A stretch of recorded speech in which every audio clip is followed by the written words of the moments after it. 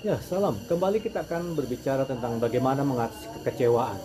Nah, di dalam Yohanes pasal 6 ayat 44 sampai 66, saudara bisa melihat bahwa di sana ketika Tuhan Yesus berbicara dengan banyak orang, dan dia mengatakan bahwa aku ini roti yang turun dari sorga. Barang siapa yang makan aku akan hidup. Kemudian Tuhan Yesus juga mengatakan bahwa kalau kamu tidak makan dagingku dan minum darahku, kamu tidak akan hidup. Karena tubuhku adalah benar-benar makanan dan darahku adalah benar-benar minuman. Dan kemudian dia juga mengatakan bahwa tidak ada seorang pun yang bisa datang kepada Bapa kalau tidak ditarik oleh Allah. Lalu kemudian dia juga mengatakan bahwa aku ini datang dari atas.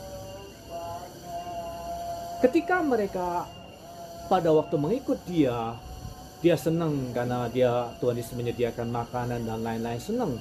Tapi pada sebuah titik di mana dia mengatakan bahwa aku itu benar-benar memberikan sebuah kehidupan kepada barang siapa yang memakan dan minum aku. Perkataan ini buat mereka adalah perkataan yang mungkin mereka berpikir bahwa ini orang-orang gila. Saya pikir Yesus adalah orang yang benar-benar waras, yang hebat. Ternyata ketika aku mengikut dia lama-lama, kok sepertinya ini dia jadi gila. Mana ada orang makan dagingnya dan minum darahnya. Dan itu tidak mungkin. Ketika terjadi sebuah salah persepsi dan salah sudut pandang, orang akan menjadi kecewa. Dia tidak mengenal siapa Yesus dan tidak mengenal maksud Yesus. Ketika seorang tidak mengerti maksud firman Tuhan, orang menjadi tersinggung dan marah. Ketika ada hamba Tuhan menyampaikan sebuah kebenaran firman Tuhan, hal itu yang menyinggung perasaannya atau tidak suka bagi dia untuk menerimanya dan berpikir bahwa hal itu tidak mungkin, tidak masuk akal. Orang itu kecewa dan mengundurkan diri. Begitu pula dengan ketika banyak orang mengikut Yesus, mereka kecewa dan berpikir Yesus itu sudah mulai rada-rada gila, agak aneh, dan aku tidak bisa mengikuti orang seperti ini. Akhirnya banyak yang mengundurkan diri. Tapi ketika Tuhan Yesus berkata kepada Petrus, bagaimana dengan kamu?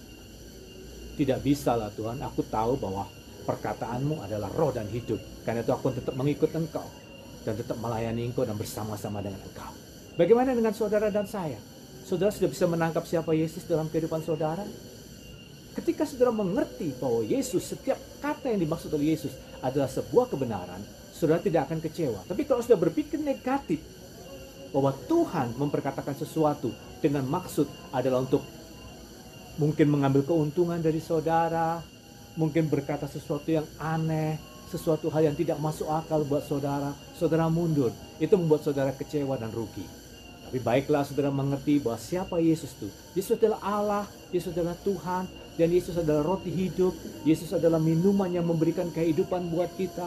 Yesus adalah segalanya buat kita. Sesuatu yang aneh buat orang lain, sesuatu yang mungkin orang lain berpikir aneh dalam diri Yesus. Ketika saudara dan saya percaya kepada dia, tidak ada sesuatu yang aneh. Bahkan sekalipun perkataan itu keras, saudara akan menerimanya dengan sukacita.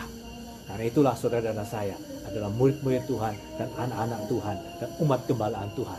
Karena pola pikir kita, persepsi kita, spirit kita sama, mulai sama dengan Kristus. Dan kita menjadi serupa dengan dia. Sehingga apa yang dia sampaikan kepada kita, kita terima dengan baik. Sebaliknya bagi orang lain.